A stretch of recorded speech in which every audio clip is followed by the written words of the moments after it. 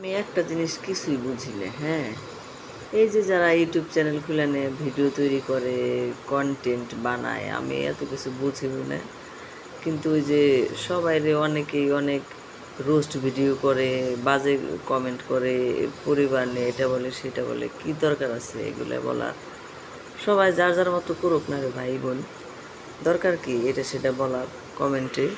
আপনার মতো আপনি করেন, যার যার মতো সেই সেই করুক। দেখেন, স্বামী স্ত্রী যে এত আপন, সন্তান যে এত আপন, তারপরেও সন্তান ও পিতামাতা এক কবরে দেয় না আল্লাহ।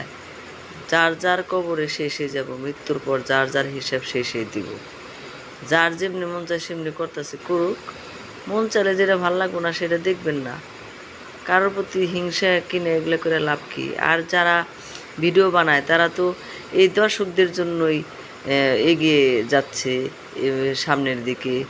লাইক, কমেন্ট, সাবস্ক্রাইব এগুলা তো সবাই তাদের সহযোগিতা করে। এবং যারা বাজে কমেন্ট করে, যারা বিরোধিতা করে, তারাও কিন্তু ভিউ হয়ে যায়। তারপরেও কেন দরকার, কি দরকার মানুষকে আজে বাজে কথা বলার? দরকার নাই ভাই বোনেরা। কেউ বলবেন না কারোটা ভালো না লাগলে দেখবেন না, এগুলো থেকে বিরত থাকেন। আমরা মুসলমান, গীবত করা ভালো না, ভিডিও করা ভালো না। এই যে কণ্ঠটা যে দিতেছি এটাও গুনাহ, কিন্তু তারপরেও মানে যে গুনাহ যাই নাও আমরা গুনাহ করতেছি। আল্লাহ সবারে হেদায়েত করুক, আল্লাহ সবারে ইমান মজবুত করে দিক। আল্লাহ হাফেজ।